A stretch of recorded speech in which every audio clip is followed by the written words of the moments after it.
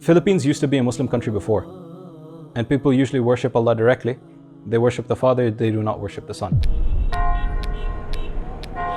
This is different in Christianity in the US, this is different in Christianity in Pakistan, and it keeps changing, which is the main point. It kept changing. Every church was different. Every khutbah from every pastor was different. Right? Stories of Abu Bakr and Umar, they're beautiful stories. Excellent character, crying in the night, carrying sacks of flour and rations for the poor people, doing it all out of the fear of Allah. It moved me. Some of the chapters when I was reading the stories, and I used to read some on my own, they brought me to tears. And I said, what good character, right? Imagine if there was someone like this on earth. Imagine. No. They used to be. Yeah, exactly. I said, imagine if there was a deen that could actually make people move like this, because this is not what I see. MashaAllah. I didn't think that there was actually Muslims, as what Islamic study shows. And so I was on social media one day, and a really good friend of mine, he posted an Instagram story of, I believe it was Mufti Menk. Okay. And then some other sheikhs and so on and such. And because I interacted with that post, because I actually liked what I saw them and I said, I want to be like this. MashaAllah. That was my only thought when I saw it. Every azan was like a sting. Allah's calling them, He's not calling me. Them means everybody. The Muslims, yeah. This is their azan, this is not Allah's calling to me. Is what I understood it as. I said, now I have to move. Now I have to learn how to pray. It was a rush now, it was a race. The man in the video, he says the takbir. Allahu Akbar. And I follow along, and the first thing I feel is exhilaration, excitement. Finally, I get to do this. I've been waiting for this for so many days. And he starts, Alhamdulillahi Rabbil Alameen. And I know what it means. All praise belongs to the Lord of all worlds. Ar-Rahmanir Rahim. The most gracious, the most merciful. Maliki Yawmiddin. Master of the Day of Judgment. For the first time in my life, I felt like Allah was standing right in front of me. That I was being watched for every single one of my actions. In that moment, I came to realize that I would be judged for everything that I've done. This was not a routine. I was finally speaking to Allah on His own terms. Shame is the only thing I felt, and regret for what I've done. And then afterwards, he recited Surah Ikhlas, and he went into ruku. And the ruku felt like something I should have done my whole life, but it seems like I was withholding myself from. It didn't feel like Allah held me back. It felt like I had held myself back. Why did I not bow earlier? This was the only thing in my head. And I felt the same shame. I'm still standing in front of Allah. And then finally, after so many years, it felt my first sujood. My first proper sujood. And I was following the video, but if it were up to me, I don't think I would have wanted to get up. I felt like I had owed that to Allah for so long, but never did it. It felt so right. Felt like this is what I was supposed to do this whole time. What was I doing before? I was questioning myself so much within the namaz. But I was fully immersed. For the first time I was speaking to Allah. For the first time I was submitting to Allah. For the first time I was obeying Allah. And I concluded my namaz, and the only thing I felt was full. The same way I felt hollow before, it was the exact opposite. I felt fulfilled. This was what I was looking for my whole life. I'm not going to become Muslim though. I'm not going to be like them. But I don't want to miss the next namaz. So I had such a good time. Of course I'm going to do it again. So much repulsion against Muslims still. So much repulsion against Muslims despite praying namaz. And the fact that I made the Shahada during the namaz, and I knew I did. And he answered my question. He said, you can perhaps go to the mosque. Okay. And I said, the mosque? He said, the mosque. I've never been to a mosque. And I was terrified of what was inside. I don't know how many swords and AKs and terrorists are in there. And this was still my perception. Subhanallah. So I saw the kindest man that I could see out of the crowd. And I asked him, could you teach me how to perform wudu? Silently went up. He looked at me confused, smiled, said sure. And he stood with me while I performed wudu, and he was teaching me the ropes. And I was done. And I could say before he could even turn around to see where I went, I prayed and I left.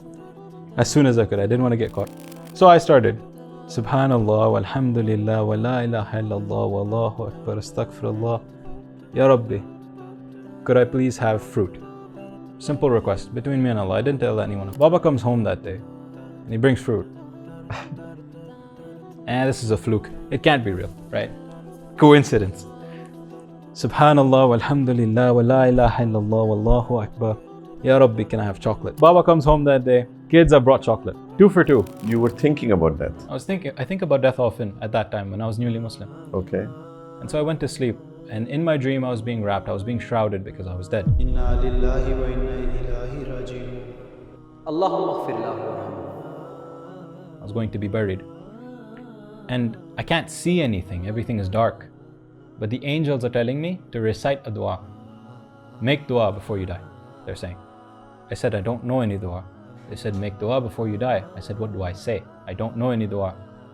They said, Inna msakti nafsi faghfir laha. And they kept saying it. Assalamu alaikum wa rahmatullahi wa barakatuhu. Alhamdulillah wa salatu wa salamu ala rasulillah. Welcome to our podcast, a very, very special podcast today with somebody who I found very special, by the way. And the reason I said that he's very special because he's somebody that Allah subhanahu wa ta'ala gave him tawfiq to revert back to Islam. We say that he's reverted back to Islam. Why do we say that?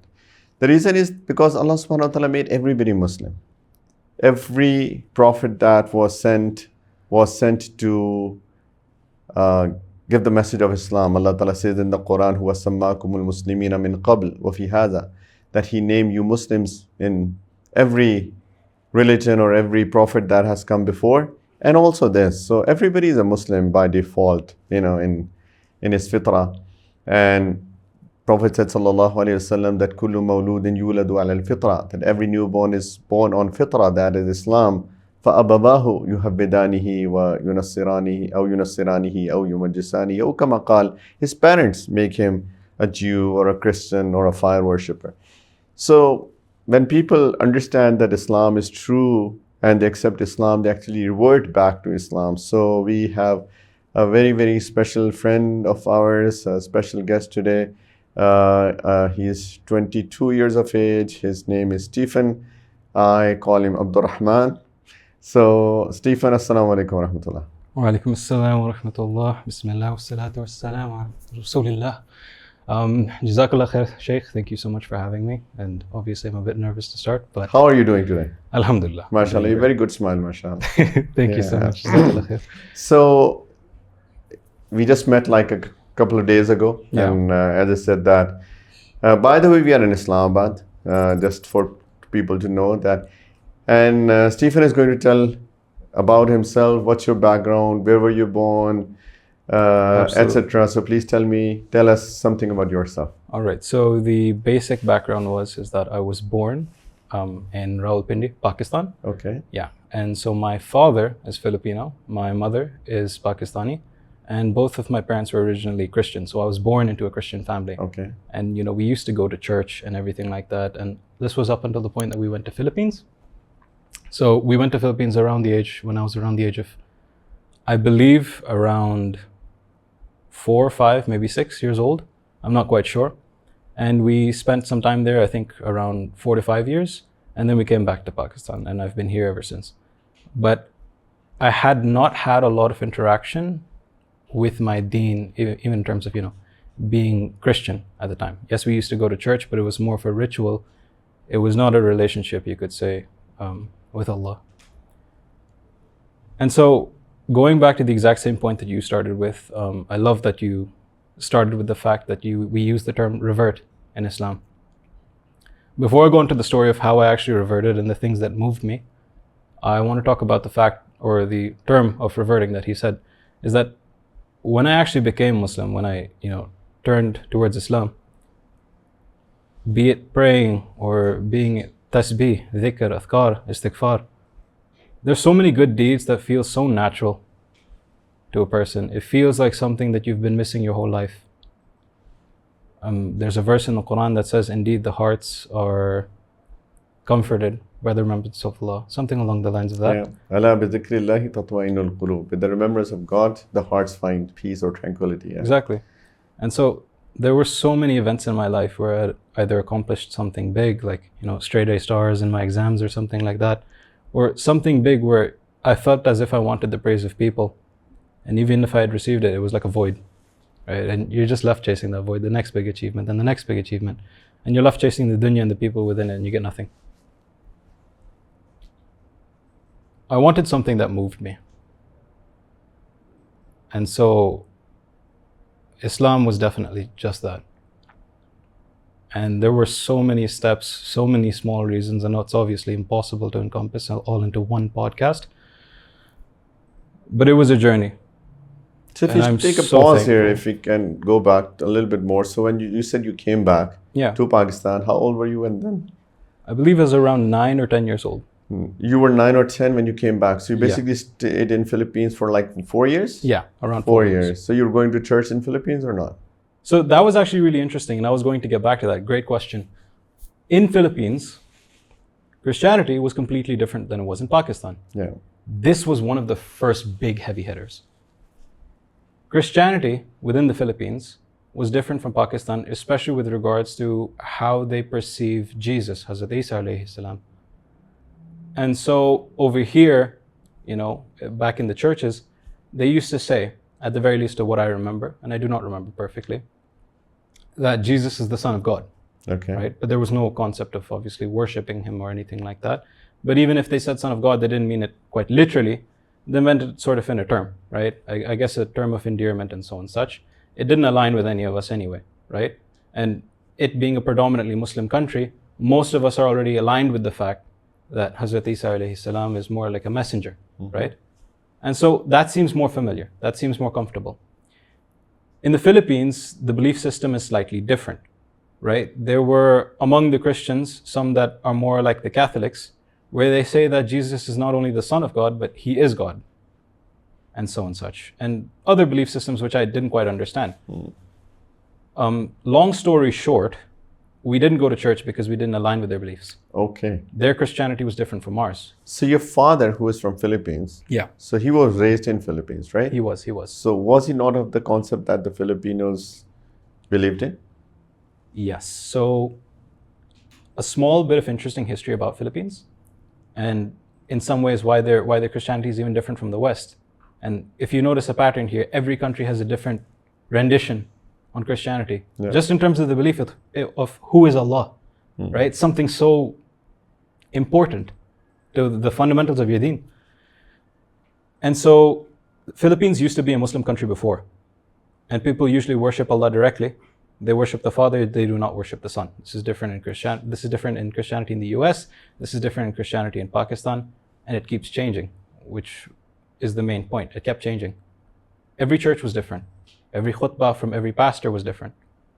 Khutbah means like lecture, for those who don't understand. Sermon, Yeah, sermon. Yeah. And so how can you be expected to be on the right path if your pastors, your sermons and the lessons and your deen keeps changing? It doesn't feel right. Okay, so you're not going to church in Philippines? We did not. So you came back when you were 9 or 10?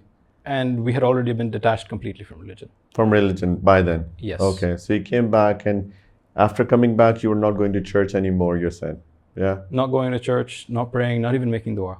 Not even making dua. But before, you were making dua when you were going to church in Pakistan? Before, yes, we were. Okay. So there was some connection with Allah. Okay. So you said that you never found peace, but you found eventually peace when you connected to God, connected to Allah subhanahu wa ta'ala. Exactly. All right. So now you came back. Now you're going to school here? Now I'm going to school here, and one of the, I guess, first proper introductions to Islam was through Islamiyat. Through Islamiyat, okay. Islamic studies, basically, which we call Islamiyat here in schools. Okay. Islamic studies. Yeah. And so my first introduction was really eye-opening.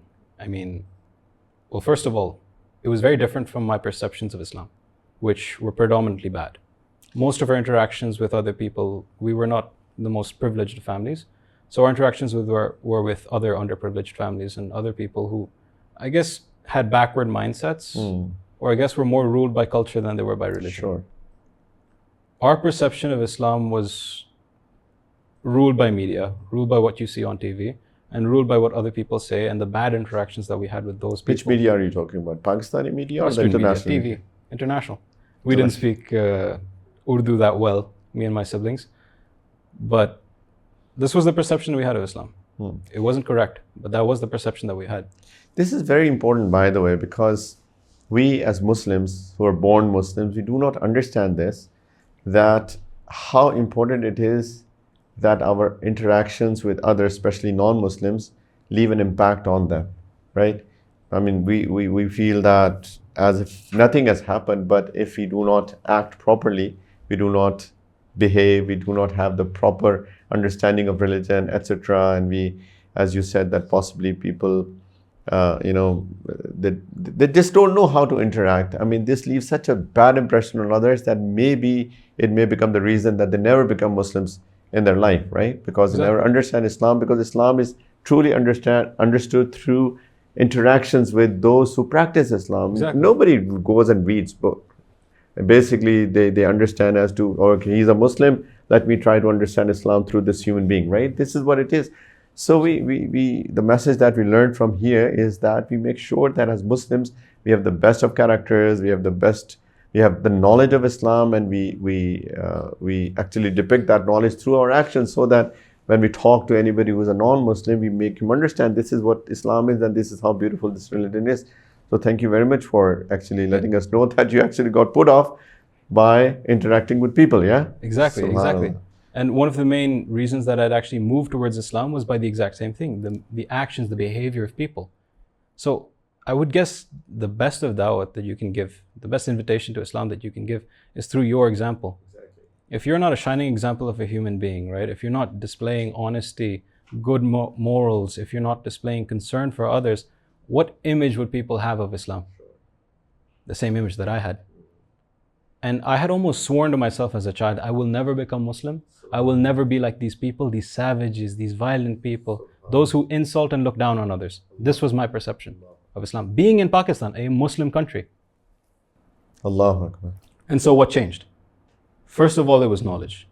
So through Islamic studies class, you started learning about what was that thing in Islamic studies that really hit you? There's no single answer, but I guess the thing that really hit me is, wow, this is really perfect on paper. I said, this is completely different from what I see every day. Imagine if there was a religion like this. Is the only thing I kept thinking to myself. Imagine if someone actually acted exactly how like they described, right? All these hadiths, imagine if someone actually followed it. You'd be an outstanding, upright human being. What a functioning member of society you'd be, right? So caring and concerning for others. This seems like someone who follows the right path. So if I asked you like more particular, was it like the Quranic verses or the hadith of the Prophet sallallahu alaihi wasallam? What was the hadith? Definitely the hadith. Yeah. And the biography of the Prophet. Exactly, seerah of the Prophet. Yeah? Sallallahu alaihi wasallam. And even the Sahaba, right? Stories of Abu Bakr and Umar radiallahu anhu. They're beautiful stories. Excellent character, crying in the night, carrying sacks of flour and rations for the poor people, doing it all out of the fear of Allah. It moved me. And some of the chapters when I was reading the stories, and I used to read some on my own, they brought me to tears. And I said, what good character, right? Imagine if there was someone like this on earth. Imagine. No. They used to be. Yeah, exactly. Imagine if there was a deen that could actually make people move like this. Because this is not what I see. MashaAllah. I didn't think that there was actually Muslims, as what Islamic study shows. I didn't think they existed. And so I was on social media one day, and a really good friend of mine, and one of the main reasons I actually became Muslim, his name is Murtajis, really good friend of mine. May Allah be pleased with him. He posted an Instagram story of, I believe it was Mufti Menk. Okay. And then some other sheikhs and so on and such. And because I interacted with that post, because I actually liked what I saw, the way that Mufti Menk was speaking, right? Like, he spoke almost angelically. And he looked like how you would imagine Hazrat Isa alayhi salam to look like, right? He looked angelic, and the people with him looked angelic. And the way they spoke was angelic. And the way they spoke about things was with so much care and so much caution, so much understanding of the person asking the question. They're not ruled by fear. They're not ruled by, I guess you would say, rules. They're ruled by morals, principles. They look like good human beings. They look kind from their eyes. I saw them and I said, I want to be like this. That was my only thought when I saw it. And so more and more Islamic posts started coming in my story. And more hadiths started coming in my feed. And, there's a lot of fitna on Instagram, but it is a source of khair for some people. I guess, especially in the start. And so one of the hadiths that came to me was, those about Ayatul Kursi, how it protects you. And then there was others about how the dua at the time of the azan is not rejected. So how old are you at that time when you are? I believe like, I was around experiencing all of 18 or just about 19. So basically, 3 fast years forward, so you came back at 9 and 10, and it has been 8 years since then that now you are having this. So in this all this time you have read Islamic studies classes, Yeah. right? And all of this is in the back of your mind. It took and a now long time to develop, yeah. So yeah, now 8 years later almost, one of your friends, he sent you a post of Instagram, and then from there you start getting all of these feeds. Okay. Just to put everything together, yeah. Okay. So it started from O levels. That's a big journey between O levels and then the end of A levels, and actually, So just at before 18, university. where were you? What were you doing at 18? At 18, I had just completed my A levels and I started my ACCA. Okay. So ACC, were you going to any or institute or I something? was going to I believe Something, it was yeah. called- So you're going to some- institute. I was Okay. going to All an right. institute. All right. So continue here. Well, afterwards, I wanted to make the first objective. I saw the hadith about the dua at the time of azan, and I had a lot Sorry, about what? dua at the time of the azan. Okay. I had a lot to ask for, as naturally as most people do. And So so basically, you read the hadith that the dua that is made at the time of azan is accepted. is accepted. That hadith. Okay. Exactly. All right. And I felt so distant from God that I felt like every time I asked for something, I didn't get it. Which, Okay. Obviously is a pretty big reason a lot of people actually leave their faith. They say Allah does not hear me, which is not true. But it's a painful experience that a lot of people have, where either the delay or getting something other than what they ask for, they believe that Allah does not hear them. And some people believe that Allah does not exist. So basically, people don't understand that dua is accepted in one or three ways. Yeah, Either exactly. you get it right away, or it's delayed for a reason, right? Exactly. Or you get a replacement of that. You get something that is possibly better than that, or Better in than fact, what you 4 ways. Or it could be that it is not good for you in this dunya at all, and you get the reward of that in the hereafter because it's not good for you what you're asking for. So people get very impatient, and what you're saying is that as if Allah Ta'ala does not listen to me. A'udhu billah. Yeah, subhanAllah. So I wanted to follow the hadith. I said, well, I need to test this out. that was my first thought. And so I heard the azan, and I raised my hands to ask Allah, and I froze. I'm there to ask the Lord of all worlds for anything that I could ask for, in a time where apparently any prayer is not rejected. And I did not know how to speak to my Rabb. Humble was the only thing I felt, regretful as well, and insincere. Do I wish to speak to Allah on my own terms rather than His? I don't want to be Muslim. I don't want to be like them. That's what I told myself again. But I will learn how to pray. At the very least, so that I can speak to Allah on His terms. And so I used to go to my institute or wherever I used to go to study. I believe I switched to scans. So you did not say anything at Afterwards. that time. You just froze, and you I froze. didn't say a word. Yeah. I didn't know what to ask Allah for. Out of that embarrassment, I just made it a mission. I would learn how to speak to my Rabb. And so the first thing, I didn't know how to pray. So I searched up, how do you pray? Google, YouTube, and everything. Pray means making dua, or to pray No, like actual pray? namaz. Actual pray namaz. Okay. Because I wanted to know what they said. How did they speak to Allah? So I Googled it and I searched it. None of it made sense, obviously. An overwhelming amount of information all at once, obviously. I couldn't handle it. So I took a step back and I read the translations first. Fatiha. And I remembered the entire translation perfectly, as much as I could. And I asked myself, is this Allah's terms? And so I learned in Arabic. And I didn't tell anyone. This was all between me and Allah. Because I'm not trying to ask people for something, I'm trying to ask Allah for something. All for one dua, by the way. I just want to have one sincere accepted dua.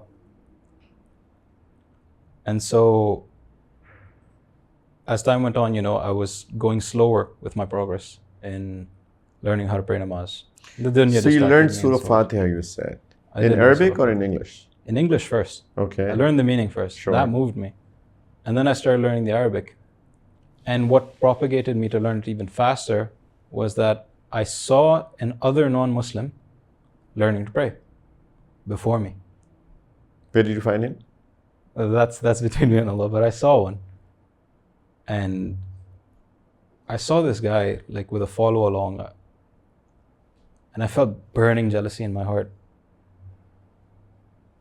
And then I realized, I was like, Allah, would you ask him, or would you call him towards yourself, but not me? Sadness, regret, the same thing I felt when I raised my hands to make dua.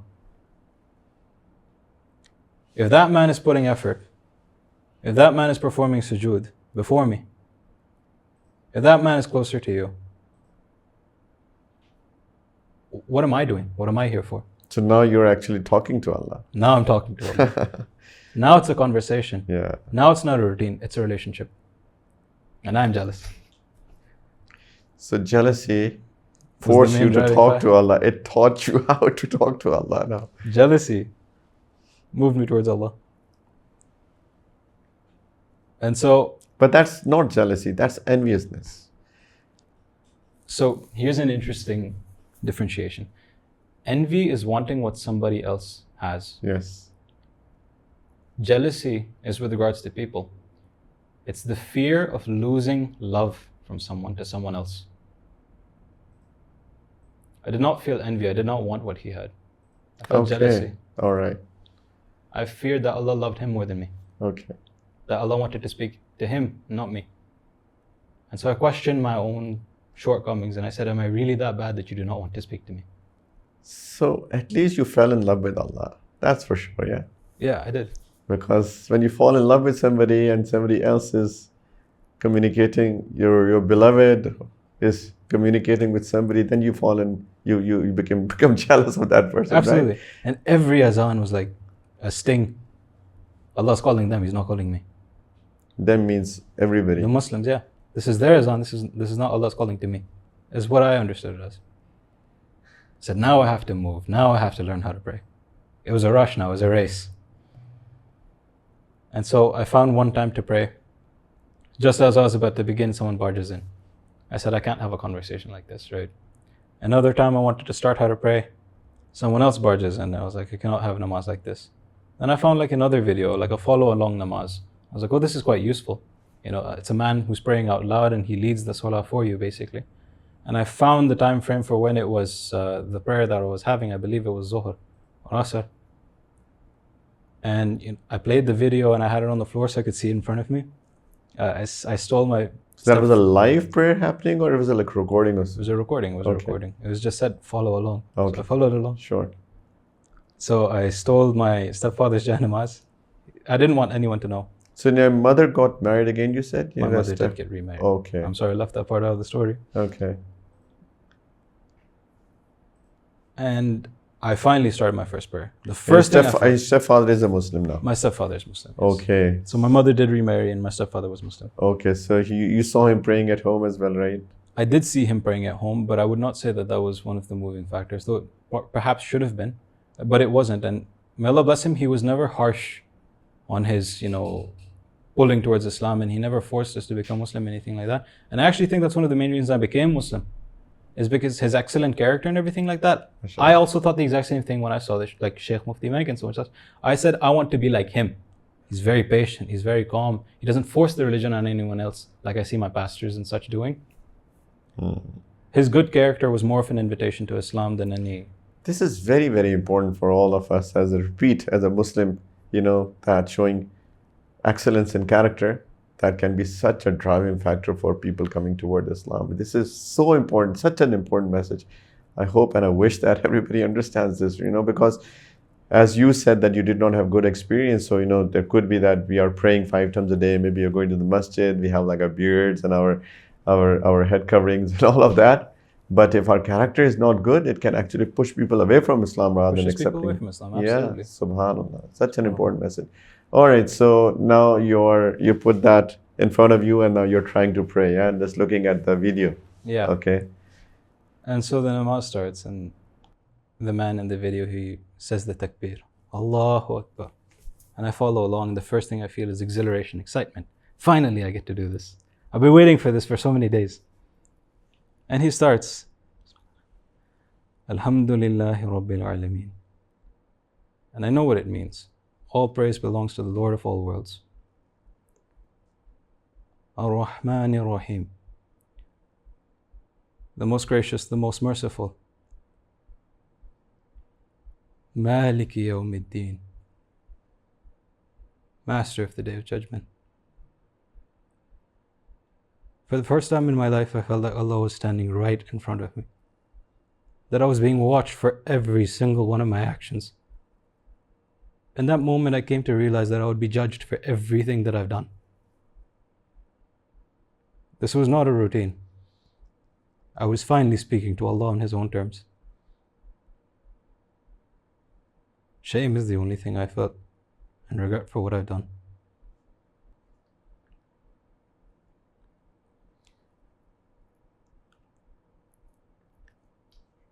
إياك نعبد وإياك نستعين. A commitment from me, right? To say, you alone do I worship, and you alone do I ask for help. The same thing that I've been waiting weeks and perhaps months to ask for. اهدنا الصراط المستقيم. Guide me along the right path. صراط الذين أنعمت عليهم. The path of those that you were pleased with. غير المغضوب عليهم ولا الضالين. Not the path of those who are misguided or have earned your wrath. And then afterwards he recited Surah Ikhlas. And he went into ruku. And the ruku felt like something I should have done my whole life. But it seems like I was withholding myself from. It didn't feel like Allah held me back. It felt like I had held myself back. Why did I not bow earlier? This was the only thing in my head. And I felt the same shame. I'm still standing in front of Allah. And then finally, after so many years, it felt my first sujood. My first proper sujood. And I was following the video, but if it were up to me, I don't think I would have wanted to get up. I felt like I had owed that to Allah for so long, but never did it. It felt so right. Felt like this is what I was supposed to do this whole time. What was I doing before? I was questioning myself so much within the namaz. But I was fully immersed. For the first time I was speaking to Allah. For the first time I was submitting to Allah. For the first time I was obeying Allah. So he invited you, yeah? I felt invited.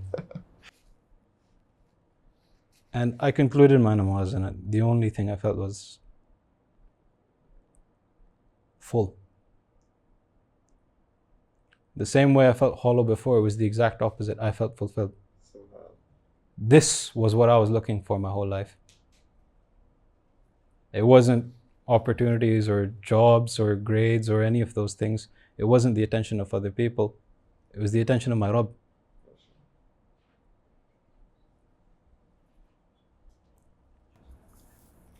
I'm not going to become Muslim though. I'm not going to be like them. But I don't want to miss the next namaz. I had such a good time. Of course I'm going to do it again. So much repulsion against Muslims still. So much repulsion against Muslims despite praying namaz. And the fact that I made the Shahada during the namaz, and I knew I did. But I'm going to pray. You knew what we're saying. Ashhadu an la ilaha illallah. The tahiyyat, I knew the exact meaning of everything. MashaAllah. So I said, I'm going to pray Asr, I'm going to pray Maghrib, I'm going to pray Isha. And I just learned the names of the namaz that day as well. And so I was following the video again for the next namaz, and then following the video again for the next namaz. And then I happened to wake up for Fajr, and I was following the video for Fajr. And I was having the time of my life. Same video, man. Who was that lucky man? That lucky man for sure. May Allah reward him and increase his reward. Ameen, mashallah. And then crisis hit. Water ran out in my home. Not a common issue at all. Not something we've practically ever had. Now, I had told no one about the fact that I had learned to pray, nor the fact that I've started to pray. And there's only one person I know right now who understands how to pray and has what I need, the janamaz. It's in his room. It's in my father's room, stepfather's room. And I've been sneaking my way to get into prayers every single time up until this point. Where? In your room? In my own house. I would find any room that's empty and I would pray there before anyone walked in. And so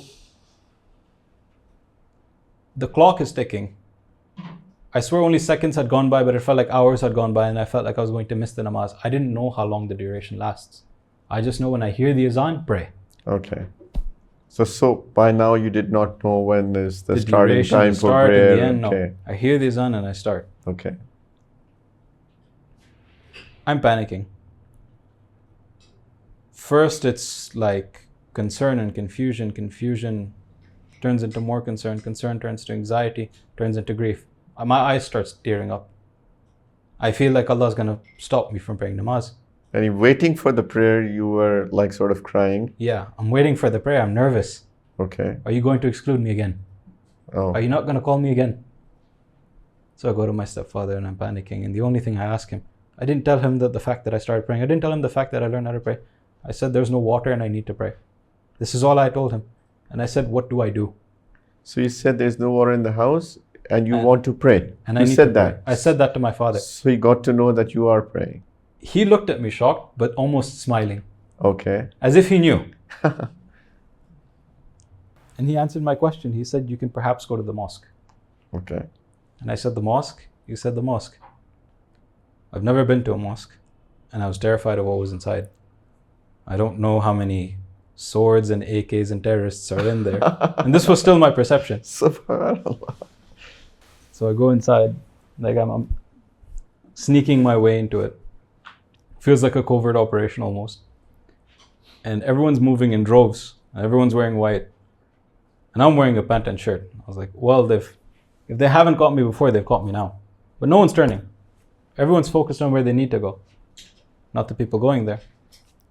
So I follow suit, I walk with them.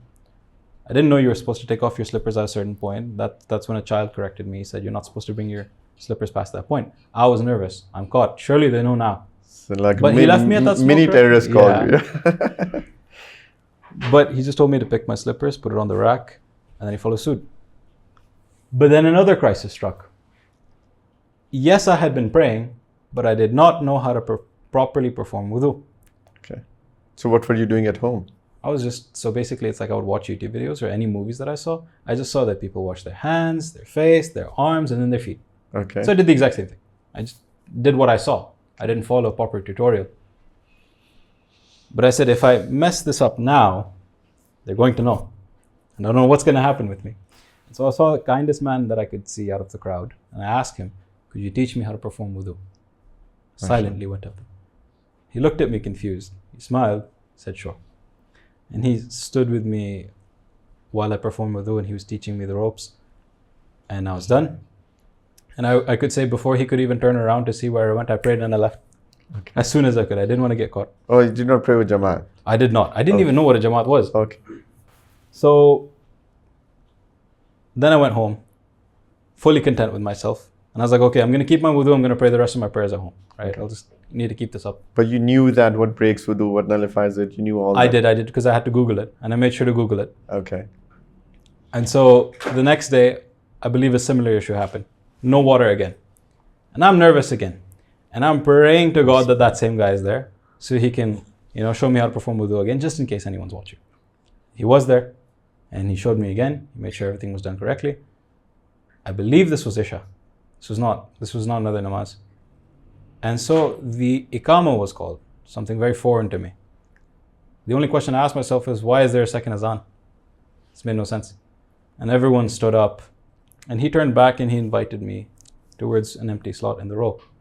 I was confused and I was like, no, I'm good. You guys can do your thing. I'll just pray here and I'll move on. And so the namaz began. And I could hear him reciting Fatiha and I could hear them praying. And I had, prayed and I'd as quick as I could. So I could get out of the mosque as quick as I could without being spotted. I was watching them from outside. And I was jealous. I'm missing out. That's what I thought. But you were invited. I was invited.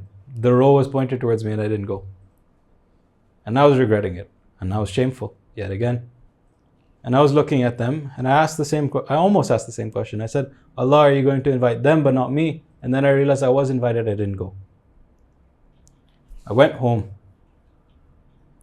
And I was almost stomping my feet at myself. I said, why didn't I go? Why didn't I go? Why didn't I go?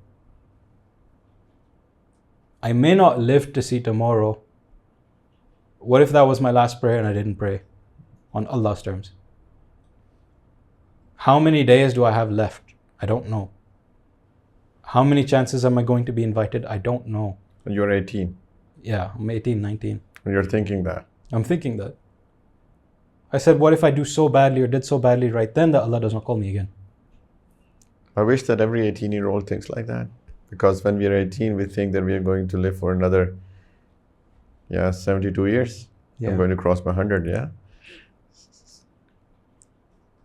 So I'd almost vowed to myself, I'm not going to make that same mistake again. My Rabb, when you call me, I will come. Like, no matter what. And I wish I had stayed as sincere as I was when I said those words to Allah. Fajr came, and I rushed to the masjid. And I didn't know what was going to happen or what to do. But it was just like the video. Except the part that obviously confused me was that the tahiyat was silent. And what people said in ruku and sujood was silent. Which in the video, obviously, it's a follow along, so it was out loud. Khair, I did my part and I tried to follow. And then I went for Zuhr when I heard the azan. And so for Zuhr, I was so confused. Everything was silent. Everything was silent. I was so confused. I was like, I know they're playing with me. I know that they know I'm here. So they're all being silent, so I'm confused. I was like, surely someone tipped them off. I think that guy tipped them off. Yes, he had that bad opinion of I was like, it was silent. Right? It was silent in the morning, and now it was loud in the morning, and now it's silent. Somebody's playing tricks with me, and then Asr happens, and it's silent again. I'm like, yep, they know. But I was lucky; they're not doing anything else. And then Maghrib happens, and then it's loud again. I am so confused at this point, but I'm just following along. And then the third rakat happens, and then they're silent again. When the namaz concludes, right, like I was so confused at the third rakat because I was waiting for him to say something. And he just says Allahu Akbar and everyone goes in ruku. And I didn't recite anything because I was just waiting for him to recite. And I was like, man, there has to be a pattern to this, right? And I had to Google it after that first day. But it was a real learning curve. And then afterwards, when he concluded the namaz, I was like, man, I really understood nothing today. And so that pushed me towards learning more and so and such. But it was an eventful first day at the masjid. And so I started praying in Jamaat.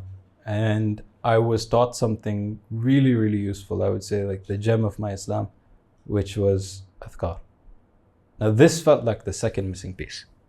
Say it again, what was that? Sorry? Adhkar, dhikr. No, I understood. So what did you say about that you were missing? You it found felt that? like the second missing piece. Okay. Namaz only felt like half of the equation. I still felt like I was missing something. Okay. That's very interesting, actually. Yeah, so my father taught me.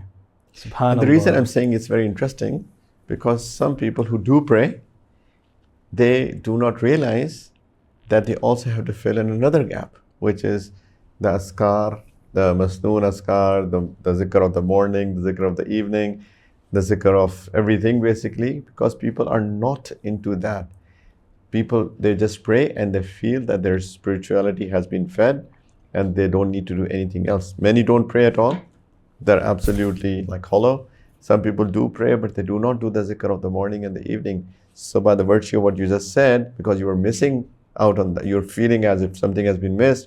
So I'm just telling our audience that this is also something that needs to be done, that on top of our prayers, 5 daily prayers, we also need to get down to do our askar, especially the morning and the evening. So thank you very much for letting us know that as well. So logically, if you think about it, and the way that deeds are weighed, I kept thinking about my mizan, I kept thinking about my scale of deeds. There are so many wrong things that I can do at any given moment, particularly bad words, which you can say on the go, right? At any given moment. But there's only 5 prayers. How am I supposed to balance that? Am I only allowed to do 5 bad things in a day? It didn't make any sense. There was no concept of good words. There's bad words. Sure, everyone knows them. But there was no good words. There's nothing to offset my balance. There's nothing to perform good deeds when it's not the time for prayer. I can't pray all day. It's not possible for me. But just to make sure that everybody understands it, I hope that you do understand now, that that's why there is a scale, there's no counter there, right? Yeah. It's not 5 for 5. Yeah. Right? It's like it could be that there is 1 versus 10, Yeah. and that 1 can outweigh the 10, right? Because it's a scale, it's not Exactly. a Deeds counter. are weighed, they're not Exactly. counted. So it could be that 5 prayers, if they're done with khushu and it's proper etiquette, Then it could it eradicate can outweigh, all your bad deeds. maybe 100 bad deeds. But of course, we should not be doing bad deeds. Does not Absolutely, mean that. absolutely. Because we don't even know which bad deed is heavy, right? It could Exactly. be that one word is so heavy that it becomes so heavy on the scale that may Allah protect us, but it can outweigh all the good deeds. So anything can happen. So we should be thinking about all good deeds, and we should stay away from every bad deed, including, as you said, the words. How many words do we speak during the day? Yeah. Exactly. Yeah. Exactly. Okay. And the tongue is a big reason for people entering the hellfire or either going to Jannah. True. So you're So- missing out on askar, yeah. This is where the miracles started to roll in. Subhanallah. Dhikr and istighfar, combination of all of them. My stepfather taught me Subhanallah, walhamdulillah, wa la ilaha illallah, wallahu akbar, and astaghfirullah. 5 simple words.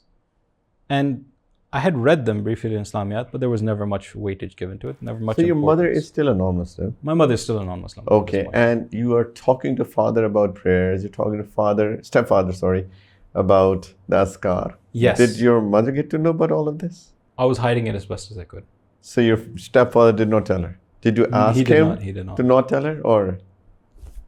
I didn't ask him, but I was secret enough that I think he got the hint. Okay. And it's the nature of fathers that they sort of answer your questions first and then they ask questions later. If you ask your father for money, for example, he doesn't ask you where you're going to spend it. He gives it first, then he asks you the next day, oh, what did you need the money for? Good And so on fathers and do so that. on. Good fathers do that.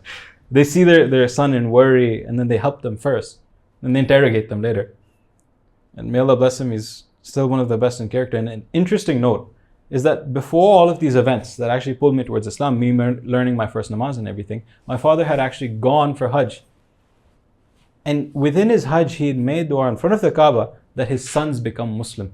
MashaAllah. I had no knowledge of this. And this perhaps explains the fact that why when he saw me asking for water so I could pray, it probably explains why he was smiling instead of being surprised.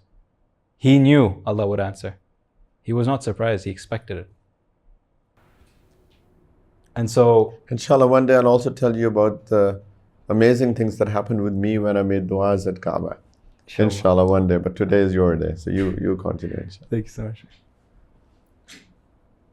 Hopefully I'll be asking you questions as well by the end Inshallah, of it. you I believe continue. we all I'm need enjoying it. knowledge. Inshallah, hopefully everybody is enjoying and inshallah learning from this as well. So, he taught me about Adhkar. And shortly after learning it, it almost seemed scripted, where I was getting on Instagram and everything, I was getting stories about Adhkar and Istighfar and how people's lives change because of them. Miracles that people will get from it. And Which finally, askar? So it's just Subhanallah, Alhamdulillah, wa la Subhanallah, ilaha illallah, walhamdulillah, wallahu wa la akbar. ilaha illallah, wallahu akbar. Okay, Right? and istighfar. And Istighfar So separately. istighfar, just for the sake of audience, is like to seek forgiveness from Allah To seek for the forgiveness from wrongs. So Allah. which istighfar Exactly. was that? So for me, there was a few, but it's just 3 basic ones. It's just Astaghfirullah. Astaghfirullah. I Astaghfirullah seek wa forgiveness atubu of ilayhi, Allah. which Two. is from the Sunnah. Astaghfirullah Rabbi min kulli zambin wa atubu ilayh.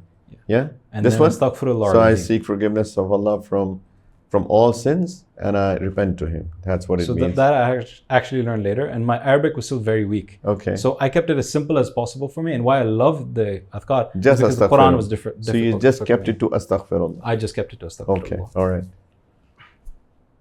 And so I had heard the story on Instagram, right? This one really moved me, of Imam Ahmad Hanbal, right? I'm not sure if most of you know the story. I won't narrate the story in full. But in short, there was a bread maker who used to be consistent in his remembrance of Allah and seeking of Allah's forgiveness. And he told a famous sheikh, he said that when the sheikh asked him about what have you gotten from all your remembrance? What have you gotten from all your istighfar? He said, I have not raised my hands to ask Allah for anything except that He gave it. And many similar stories like this existed. And when I read those stories, I was moved to tears. And I said, surely, right? This can't be real. I need to test this. Just like with the dua at the time of the azan, I said, I need to test this. So I started. Subhanallah, walhamdulillah, wa la ilaha illallah, wallahu akbar, astaghfirullah. Ya Rabbi, could I please have fruit? Simple request between me and Allah. I didn't tell anyone about Fruit or food? it. Fruit. Okay. Baba comes home that day and he brings fruit. And this is a fluke. It can't be real, right? Coincidence. Subhanallah, walhamdulillah, wa la ilaha illallah, wallahu akbar. Ya Rabbi, can I have chocolate? Astaghfirullah. And so, Baba comes home that day. Kids have brought chocolate. 2 for 2. Subhanallah, walhamdulillah, wa la ilaha illallah, wallahu akbar, astaghfirullah. Ya Rabbi, can I have pizza? I know this is childish, but how else was I going to test it? So, nothing happens. No same-day delivery. And I'm thinking, you know what, maybe it was a fluke. Again, I don't have the strongest of faith, but secretly I knew it was going to happen. Secretly, the back of my heart. And so, then we go in the markaz and Baba says, let's go buy groceries, and we're buying groceries.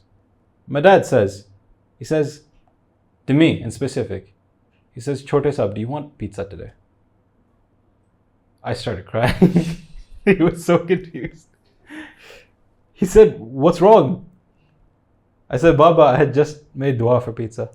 I just asked Allah. And he says, look, you ask your Rabb and He gives. And here's when one of my sort of perceptions of Allah really changed. Up until this point, we were in a lot of financial difficulty.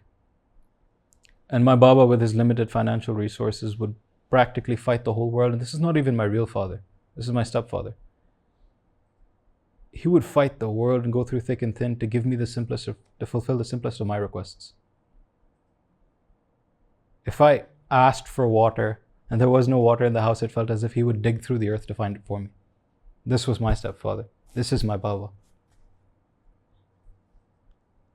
And so if my father, who is not even my biological father, would struggle so much to give me what I ask for despite his limited means, then imagine Allah. And would my Baba outweigh, or would my Baba outdo Allah in generosity? Never. And who has more means? And so I said, would I ask my stepfather, or would I ask Allah? And if I ask my father for something, I would expect it to happen. So if I ask Allah, I should expect it even more so to happen. And there's a hadith Qudsi on this where Allah says, I am to my servant what he thinks of me. And so I only had one thought in my mind. I have a generous and loving Rabb. A generous and loving Rabb. There is no reason why He wouldn't give me what I ask for, unless it's bad for me. And even if I ask for it, He would give me better. And that's actually when I came across the hadith of the similar nature, the responses to your du'as.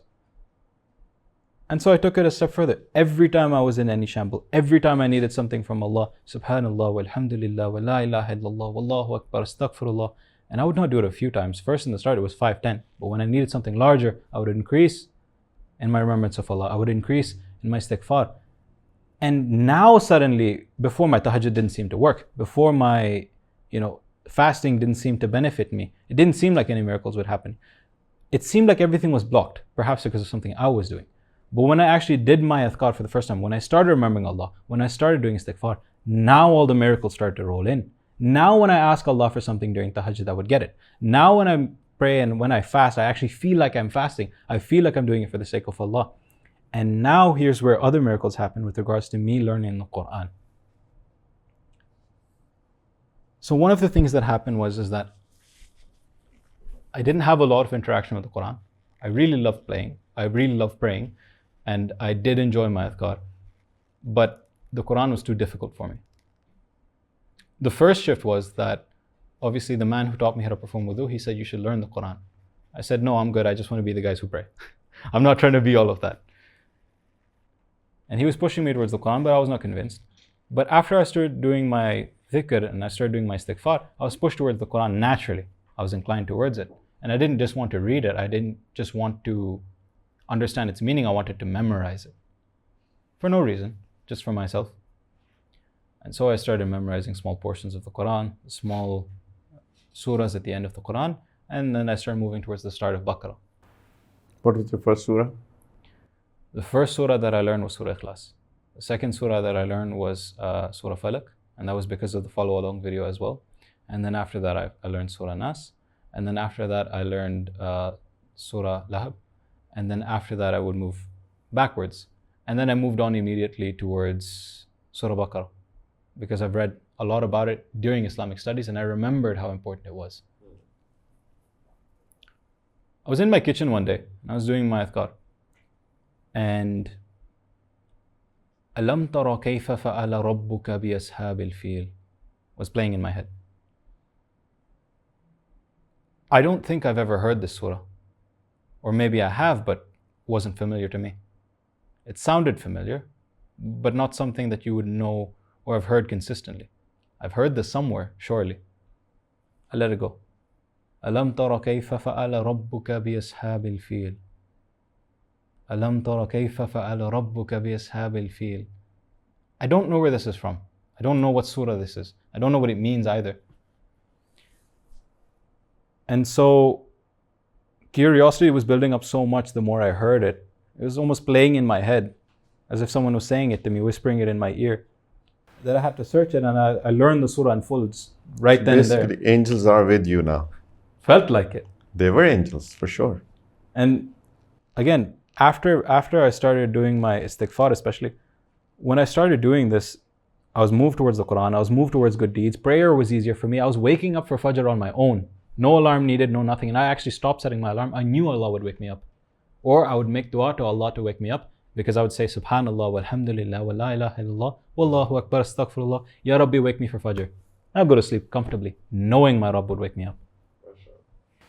So did you go and search out for I searched this it. Alam tara kayfa Alam tara kayfa fa'ala rabbuka bi ashabil fil. As good as I could type it out, I typed it out and I found the surah and I learned it. And I kept reciting it the whole day. And then the next day as well. And so other miracles like this happened as well, is that I saw hadiths, I remember this, about a dua that you say before going to sleep. Innam sakti nafsi faghfir laha. I didn't learn it then. I saw it on Instagram. I ignored it. You don't have the time. I didn't have the capacity, I guess you would say, in Arabic to learn du'as. It was very difficult for me, just like it was difficult to learn the Quran. But that surah was easy because it was playing in my head the whole day.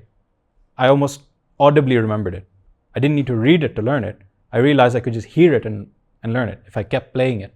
And that's what I did from my first surah. The first surahs that I learned by hearing, listening, not by reading. Reading can be difficult for a lot of people.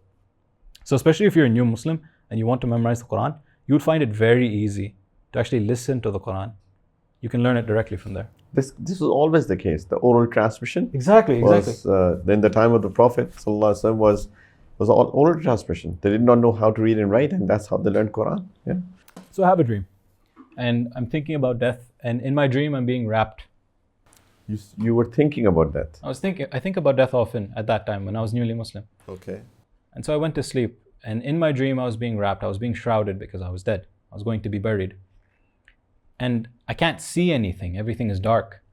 But the angels are telling me to recite a dua. Make dua before you die, they're saying. I said, I don't know any dua.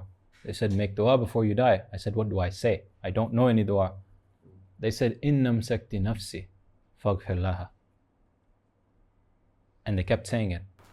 So I woke up. So basically, it's a dua to be, one of the duas to be made at the time of sleeping. That if oh Allah, if you withhold my ruh in my sleep, then forgive that. So if you take my nafs, if you take my soul, my nafs basically during my sleep, then forgive it. Me. Yeah. So just for the people so that they understand what it means. Innam sakti nafsi faghfir laha. If you take my nafs, forgive it. Yeah. So I woke up, and because of how paranoid I was because of that dream, I learned the dua immediately. And this was like a pattern you can see, is that something comes to me, and it doesn't just come to me, it stays until I learn it. And so knowledge was not, I didn't go out seeking knowledge, it was almost as if it was coming to me. Things that I had never heard or read before. And so this happened again where I had a dream and I was being shrouded, I was being wrapped again, and I'm being placed in my grave. And the angels are saying, recite Surah Mulk. Okay. I said, I don't know Surah Mulk. They said, recite Surah Mulk. This is in a dream, you said? This is in a dream. Okay. I said, I don't know Surah Mulk. They said, recite Surah Mulk so you can be protected from the torture of the grave. Best believe I woke up and I started learning Surah Mulk. So you did not know that Surah Mulk, that there's a hadith I did that not. if you recite Surah Al-Mulk, that would save you from the punishment of the grave. So I you did don't not know that believe by I knew that that. time. I don't believe I knew That is that. what you were told in the grave. In the sleep. This is what I was told in my sleep. Okay. And then I found this really nice recitation of Quran, because I was actually pulled away with music, and I used to listen to a lot of music. After becoming Muslim, I didn't know that music was haram per se, but I enjoyed listening to Surah Fil a lot, obviously. And then I moved towards other surahs, and I just played relaxing Quran is what I would search. And I would play that, and there's this really nice recitation, Umar Hisham, right? Okay. And so he has a recitation of Surah Rahman. So you're listening to Surah Al-Mulk. Now I'm listening to Surah Rahman. I was learning Surah Mulk on the side as well. Okay. And I'm also listening to Quran when I'm studying or when I'm engaging in my day-to-day activities. So I'm studying, and I usually don't pay attention. Like, I pay attention where I can, but when I'm working or when I'm studying, I'm not paying attention. So I play Surah Rahman. This is while I'm learning, obviously, or around the time that I got the dream about Surah Mulk as well. I'm just showing my journey towards learning the Quran, where the surah starts with Bismillah ar-Rahman ar-Rahim. Ar-Rahman allama al-Quran khalaqa al-insan allamahu al-bayan. The start of the surah, and you can translate the rest. The start of the surah says, Ar-Rahman, the most merciful, allama al-Quran. The most merciful has taught you Quran. It moved me to tears immediately because of what had just happened before. And just the impact of those... What has happened before, sorry? Me learning Surah Fil, because of it sort of playing in my head. So Rahman has taught you Quran. Okay. Then I realized it's not the angels. It felt as if Allah Himself was teaching me Quran. Okay. MashaAllah. I was so moved by that. Because before it was jealousy, right? Are you going to invite them? Or are you not going to invite me? Are you going to speak to them? You're not going to speak to me. And now he's teaching you Quran. Now he's teaching me Quran. When I struggled with Arabic, and I struggled with even Urdu, I'm very poor at languages. So whatever happens, just so that nobody is confused, everything is done by Allah, of course. Everything is done. But He does things through means. So if things happen through means, it does not mean that sabab, that mean has done something. It's in reality Allah has done. Exactly. So even if Allah Ta'ala teaches through angels, it's still Allah teaches, right? Exactly. Allah Ta'ala sent Jibreel alayhi salam to the last Prophet Muhammad sallallahu alaihi wasallam to teach him Quran. Exactly. So Allah taught him Quran, but through the angel. Exactly. So that's... it was still the angel. It was still the angels that taught me, but it had felt now as if this was a command from Allah that I learned Quran. And so I felt honored. And my Surah Mulk sort of got distracted just because of the impact of this. Okay. And I learned the entirety of Surah Rahman. You memorized that? I memorized the entire surah. MashaAllah. As soon as I could, because of how many times I played it. And it was the first surah that I memorized. Interestingly enough, like the first long surah that I memorized was Surah Rahman. And I just had the most incredible time with it. And then after that, I learned Surah Mulk. And I was reciting these two. These were like the sweetness of my tongue. Such beautiful surahs. And you knew the meaning from the start of that? I knew the meaning. MashaAllah. I was learning it with the meaning. Zabardast. Beautiful surahs. And so that was my journey towards Quran, is that even tahajjud, right? All of these were unlocked after my adhkar, after my istighfar. Before that, it had felt the deeds were more ritual, more of a ritual than an actual interaction with Allah. And you couldn't feel the blessing in them, you couldn't feel the barakah in them. And you couldn't feel the miracles that would follow them afterwards. And for sure, every dua that you make is heard by Allah. Every dua that you make is responded to by Allah. But when you engage in these two activities in particular, dhikr, istighfar, you feel it happen faster. It feels urgent. It feels almost as if that this servant is so impatient almost in doing good deeds. This servant does not want to wait until namaz, for the time for prayer, to worship me, to praise me. Why should I wait to respond to him? This is what it had felt like. And so my journey with Islam, and my journey with making dua, and my journey with everything, besides the prayer at number 2, I guess, dhikr and istighfar really change your life. And there's this interesting occasion where I had so much faith in it, these actions in particular, at this point, that whenever anyone had come to me asking advice about anything, I would say, do istighfar. They say, you told us that your du'as are being accepted. Make dua for me, they would say.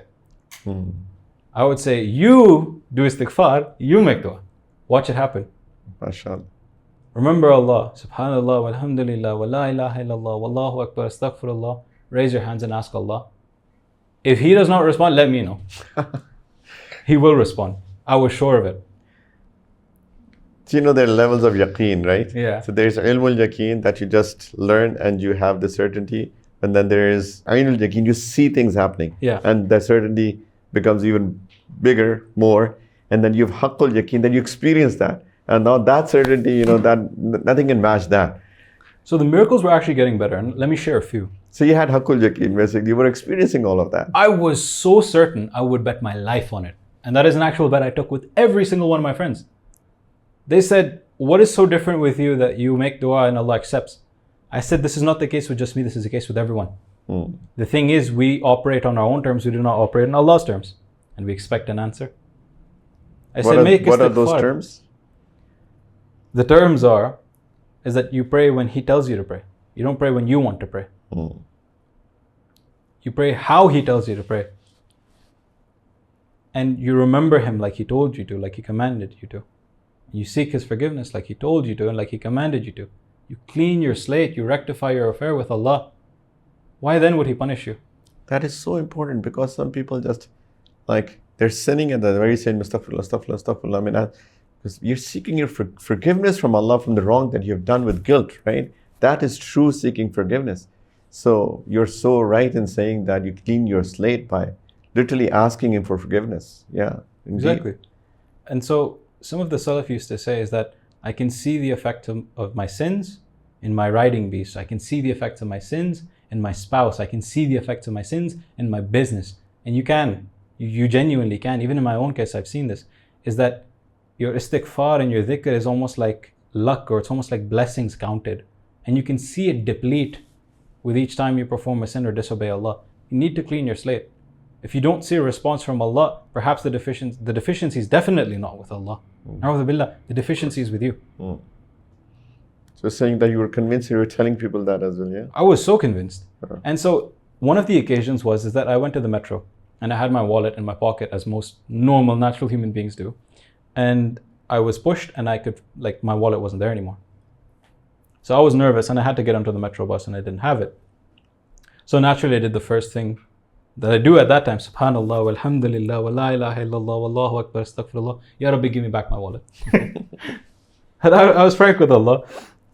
And so I had asked for it and I kept making dua for it, and my wallet wasn't there. And then they eventually had to escort me out of the metro because I didn't have my token. They walked me through it. They said, your wallet's gone, you'll never find it. Khalas, this is the end of the story. I said, that's fine. And I had searched my bag several times, obviously within the metro, perhaps it's in my bag. It wasn't. And I came home naturally upset, but not fully upset. I said, this is from Allah. Everything was from Allah. I was smiling still. And so my brother said, let me check your bag, perhaps it's in there. And he checked my bag. And my mom said, let me check your bag, perhaps it's in there. No one was believing me. And everyone checked my whole bag. We turned it around backwards. My wallet's obviously not there, and it's not in my clothes either. And we searched the whole house just in case. And I said, how would I leave for the metro if it was in the house? It's obviously gone. Alas, it's gone. But I made dua, I'll get it back. I told them, I'll get it back. Before sleeping, I believe I prayed tahajjud and I asked for my wallet back. And I was doing my istighfar, of course. And so in my dream, I wake up, I open my drawer, and my wallet was right there. I sprung open awake. I ran to my drawer, I opened the drawer smiling. So you saw it in a dream that it's in there? Yeah. Okay. I opened the drawer and it's not there. It's not there. I was disappointed naturally. And I said, well, surely I'm going to get something out of this. The dream didn't mean nothing. And so I go back to my academy, I buy new tokens. I don't have a new wallet yet, so I'm keeping the tokens in my pocket and so on and such. And I purchased a water bottle and I put it in my bag, right? In the morning before going to school. And so once I go for my classes for my ACCA, and I'm coming back on the way to the bus and everything, right? I take a sip of water and I put it in my bag, in my water bottle pocket, which is on the side of a bag. And it's transparent, it's a net. Everyone can see through it. I put my water bottle and it doesn't fit. I try shoving it again, it doesn't fit. And so I remove my bag and I try to put my water bottle in and it's not fitting. And I lift up to see what's inside, my wallet's in there. My wallet that I lost at the metro is in my bag in the water bottle pouch that's transparent that everyone has checked several times. It's not possible that it would be there. Someone would have seen. Or at the very least, if I'm in school, someone would have stolen it. Right? And so I saw my wallet and I was like, there is no way. And so I rushed home and I tell my brother, I said, my dua has been accepted. My dua has been accepted. The wallet was in my bag. He said, where? I've checked your entire bag. I said, in the water bottle pouch. He said, no. It's transparent. I would have seen it. I said, exactly. I would have seen it. Mom would have seen it. Someone would have seen it. But it was there. My wallet was in my bag as if it had never left my being in the first place. And everything was intact. Subhanallah, subhanallah. It just reminded me of a story, just to re-emphasize for our listeners, that once in Dubai, me and my wife went to a market. So she was buying some abaya or something. It was on a abaya market. So she took out her wallet to give money to the shopkeeper and she just left it somewhere. I don't know. When she came back in the car, she said, oh, where's my wallet? So it just reminded me of the wallet, right? So so we called the bank because there was like ATM card and so we blocked the card. So, but we made dua as well. Ya Allah, please get the wallet back. And I don't know if I did, subhanallah, alhamdulillah, astaghfirullah. But we did make dua with certainty. And subhanAllah, you know what? The next day, or I think the same day, I don't know, somebody called from the market. It said that, is this, so she took my wife's name, is it that person's number? I said, yes, your wallet is with me. So we went all the way. So subhanAllah, what the person who stole the wallet, he actually came back and he threw the wallet in the shop and he picked it up. He opened it up, got the license, somehow got the number, called us, and yet he did not even take it as well. So everything that was in the wallet was intact and we got the wallet back. SubhanAllah. I mean, so amazing things happen, right? And there are many stories, as I said, today is your day. It's just to, put a double stamp on what you just mentioned, actually. And so another story similar to that is that I booked an in-drive or booked some rides and I was going for a ceremony that I really needed to attend. And my ride was running late and then I couldn't find it and I kept calling him. I said, where are you? He said, first I'm at this place. Then he said, I'm at that place. And I was taking bike Kias just to go to those places so I could get my car so I could go. And eventually he said, yeah, I have to go. I'll leave. Khalas. And so my ride just went away. And I was going to be late to the ceremony. I was going to miss it completely. And now I'm running home. I don't have a ride. I'm going to miss the ceremony. I'm fully wearing my suit and everything. I'm prepared. And I'm crying. And because I'm crying, I'm remembering Allah. Subhanallah, walhamdulillah, wa la ilaha illallah, wallahu akbar, astaghfirullah. And I'm crying to Allah. I said, it's like my ride's been missed. I don't have this, I don't have that. I said, make a way out for me, make a way out for me.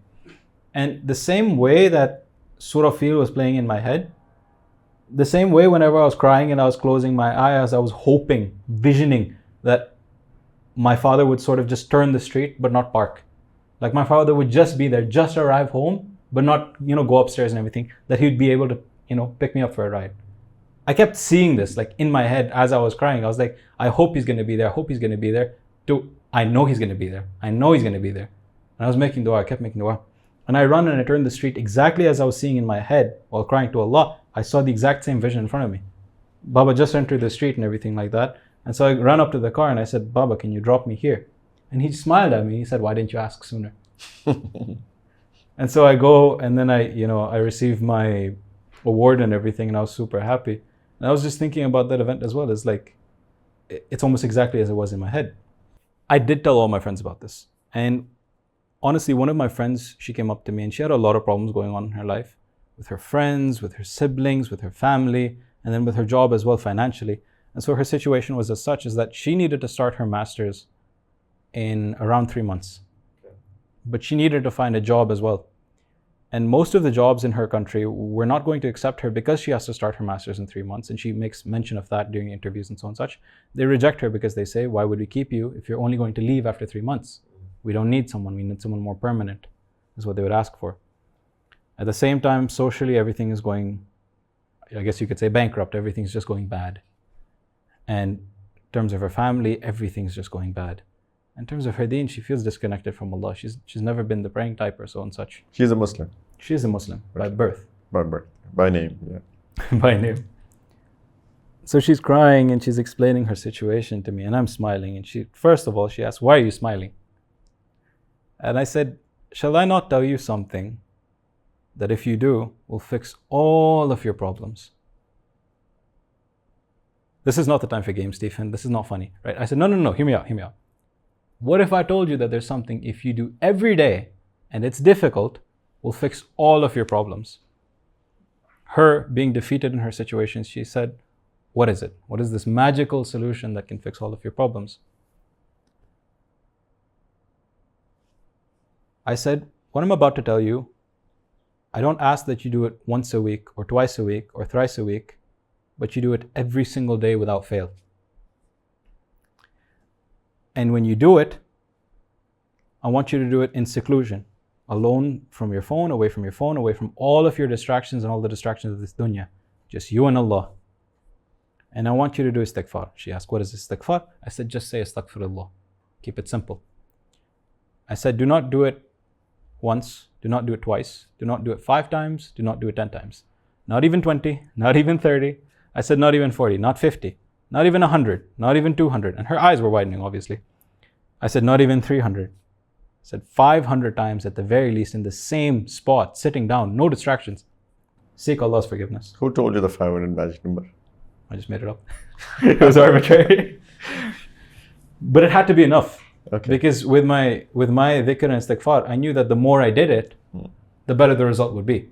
So I told her a very high number so that there was no shot, no chance that she would not see the miracle of it. You know what?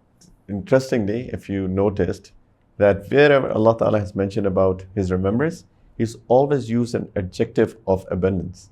Ya ayyuhalladhina amanu uzkurullaha zikran kaseera. That, oh, you believe, do a lot of remembrance of Allah. Everywhere in the Quran, it comes with abundance. It never comes with just do zikr. It says do abundant zikr. Really? Yes. I actually did not know that. Allah Ta'ala mentions the qualities of those people that He loves. And Allah Ta'ala says, the people who do pray, who stand up in prayers, who do ruku, who do sujood. So all of them who fast. But when it comes down to those who do zikr, He says, وَذَاكِرِينَ اللَّهَ كَثِيرًا وَالذَّاكِرَاتِ. Those men and women who do a lot of zikr of Allah. Everywhere Allah Ta'ala speaks about the abundant zikr. So it's amazing what you are saying. Anyway. And so before moving on to the story of why I thought this would be a solution, there's actually a hadith on this. Is that, and I believe you can quote this better for me, Shaykh, but the hadith goes along the lines of, whosoever seeks Allah's forgiveness consistently, constantly, Allah will make a way out for him from every issue and every anxiety. It does not say just those financial, just those of marriage, just every single anxiety, and provide for him from places he will not expect. And so this is basically coming from the Quranic verse that Allah Ta'ala says, "Man yattaqillah yaj'al lahu makhraja." Whoever stays away from the disobedience of Allah, Allah Ta'ala will make a way out for him. وَيَرْزُقْهُ مِنْ حَيْثُ لَا يَحْتَسِبُ. He'll provide him from places that he's not even imagined. So this is from the Quran. So Prophet is explaining that actually. And so I mentioned the same hadith to her. I actually, pulled it out on Google and I searched it up. I said, whosoever seeks Allah's forgiveness consistently or constantly, Allah will make a way out for him from every anxiety and provide for him for places he did not expect. And so I said, Allah will solve all of your anxieties. Do this every day with focus. She had nothing to lose, and so she said, I will start. And she did. After a week, she called me. Stephan, I don't know how, all of my issues have been solved. SubhanAllah. She said, my family is now closer than it ever was before. My friends have all come back to me and everyone's apologized and I've apologized to them and all the misunderstandings have been cleared. And so and such, every other issue that she had was resolved. And then I said, SubhanAllah, look, all of your problems are resolved, including your financial ones. And she said, haha, not my financial one. I'm still jobless. I said, I only responded with one thing and I left. I said, not yet. This was the only thing I said. I said, She's not yet. still jobless and you said not yet. Yeah. Like she said, I'm still jobless, right? I don't have anything. I said, you don't have anything, like not yet. Okay. You don't have anything yet. Yeah. So my only response to her saying that this part was left, I didn't say it's left. I said, you just didn't get it yet. So you will get it? I was sure. Yeah. I was beyond sure. So she got everything else. Why would this one thing be left from Allah? This is not befitting of Allah. Allah is generous. 2 hours later, or a few hours later, she gets a call. Company she's never applied to, didn't even know existed, calls her. They said that we need a candidate who's available for the next 3 months, which is holiday season. And because it's holiday season, we'll be paying you double the normal minimum wage. Allahu Akbar. We'll be paying you more because it's holiday season and we'll only take you for 3 months. Is that okay with you? Subhanallah. She never applied to this company. She doesn't know they exist. They shouldn't have even known that she exists. They offered her a job. No hard CV process, no interview, no nothing. She got the job. Allahu Akbar. Almost as if by a conversation. Subhanallah. And similarly, everything that I've gotten, I've always struggled and I've always been rejected from every single job that I've applied to. Just a bit of information on myself. But every time I needed a job, I kid you not, it was as simple as doing a lot of istighfar. Subhanallah, walhamdulillah, wa la ilaha illallah, wallahu akbar, astaghfirullah. And I raised my hands, and this is one of the occasions where I had some money and I'd purchased a podcast microphone. I said, with the intention, the niyyah, that I'm going to start teaching. But I didn't know anything about marketing and I didn't know how to find a student. This random girl messages me on Instagram and I reject. Second time, I reject. Third time. And I respond and I said, what is with you? What do you want from me? She says that, oh, I saw you at our university campus. This was years ago that she saw me. She said that, could you tell me about your visa situation if you're on visa in Pakistan? I said, I'm not on visa. I live here, man. And she said, well, while we're on the topic, I need a teacher. Do you teach? I just bought a microphone. There's no human being on earth that should know that I teach. Nobody should have known. And so I said, yeah, sure, I teach. I said, but it's not going to be free. She said, okay, it's 15,000 a month fine. I was thinking 5,000. I'm so glad I didn't speak. Alhamdulillah. So I said, yeah, that's perfect. 15,000 is good enough. And I start teaching. And because of the quality of the microphone, and obviously because of, I guess, the barakah from Allah, it's all from Allah. I was doing a really good job. I was really working hard on my lecture slides, animating everything, giving it the full attention of my efforts, recording lectures for the student, just one student. To the extent that she even paid me twice in some months for like a single month of effort. And I was working before at my previous job, I was working like 8-9 hours a day and they would only give me 10 to 15,000 a month. Now I was getting 15 to 30,000 a month and I was only working 8 hours a week. Mashallah. And so one time I had blown all that money. I'd spent all of it, my 15,000. And so I was feeling a bit more greedy from Allah. Subhanallah, alhamdulillah, wa la ilaha illallah, wallahu akbar, astaghfirullah. I asked Allah, I said, can I have something like a side job, so I can make more money? And so I asked Allah for that. And I'm laying down, stomach full, fridge and wallet empty, right? And I was thinking about what I was going to eat. And my friend messages me from my SAT classes all the way maybe 5 years back. And he says that, are you interested in a modeling role? He says to me. He said, food and transport and clothing, everything will be handled on the house. And I didn't have money for transport and I was hungry. I said, sure. And so they messaged me, this company messages me, they invite me for a modeling shoot, much like Brother Umar did. May Allah bless him. And so they invite me and the camera guy's not there. And they had me waiting for around an hour and everything, but beautiful office, mashallah. It's like pool tables and everything, computers, bean bags, there's a juice bar and everything. I was like, this is a beautiful office. Imagine working here. That's what I was thinking. And so the head of HR comes in and she says, I apologize. The camera guy's not going to be here probably in the next hour. Like he's probably not going to take more than an hour or he's not going to show up at all. Either way, we did promise you we're going to feed you and we did promise we're going to take care of your transport. So they reimbursed me for what I spent on transport and they fed me. And they fed me well. I ate a Subway. And so afterwards, the head of HR sits down with me and she's asking me a few questions. So what do you do? What's your background and everything like that? And I tell her that I'm ACCA and now I'm doing online tutoring. And it only takes me like an hour of a day, and then I'm free, right? And so she says, would you like a job? I was like, yes. Before she could even answer. I was like, yes, I want a job. And so she said, okay, good. And how much are you expecting to be paid? Up to this point, I had only made 30K a month max. I said, 70K sounds good. And I was absolutely bluffing. She leans forward. Okay, 70K, come on Monday. No CV, no application, no interview. And I've been rejected on everything before. I could not believe myself. I was like taken aback. And so I showed up on Monday. So why did I not tell 100K? Why did I say 100K? And so I come on Monday. And I was exploring the office because I was free. I was just a lone wanderer. They didn't have any tasks for me and they had to introduce me, but she was busy, the head of HR. They were hiring a lot of people. And so she's like, oh, you can come with me, right? You can wait here. And there was this really chill young guy, right? He was like just my crowd, I guess you could say. And we were talking, we were having such a good time. He had a baseball cap on. He's maybe like 20 to 30 years old. And we're having like the best conversations and we're laughing. And the head of HR walks in again. So obviously I become a bit more serious. I put my attire and I'm like, so yes, talk to me. And so the head of HR says, oh, I see you've met the CEO. I pause, I look.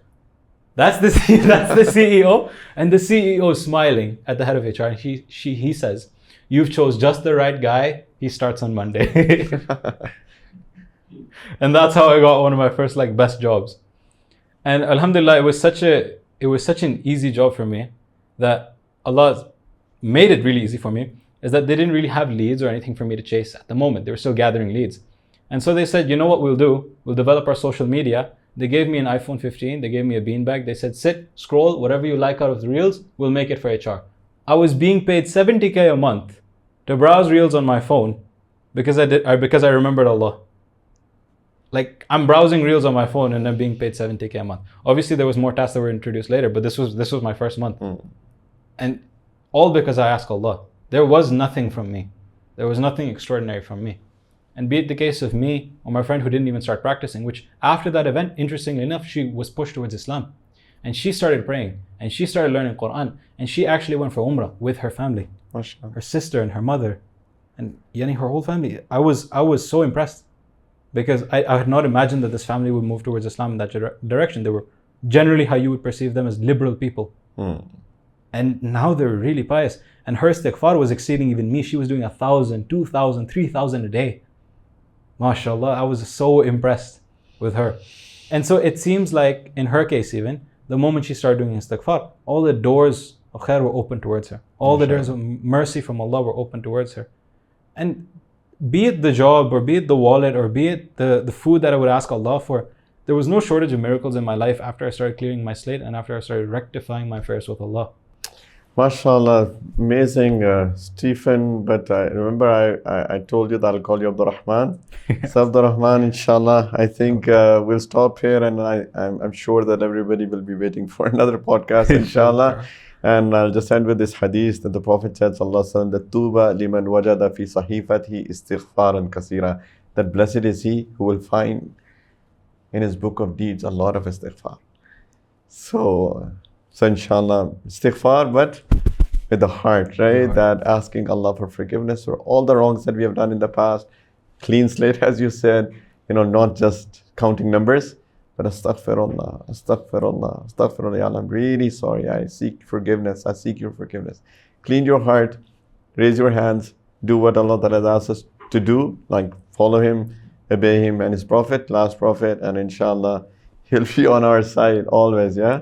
Yeah. Thank you very much. Thank you so much. Give me a shake and mashallah, so we'd love to have you back, inshallah. Absolutely. And hope that everybody, especially our young friends, boys and girls, will listen to you, and hopefully they will also all of them will do istighfar, inshallah, and a lot of istighfar, and also will making dua and making sure that we bring 5 times every day at time, and maybe, start doing tahajjud as well, and maybe go for Umrah as well, and inshallah, I hope that this will bring a lot of benefit for everybody. Jazakumullahu khairan. Thank you very much. May Allah bless you. And don't forget to make dua for all of us as well, inshallah. I hope to see you again. So thank you very much for listening. I hope that everybody benefited a lot, just like I did. وآخر دعوانا أن الحمد لله رب العالمين والسلام عليكم ورحمة الله وبركاته.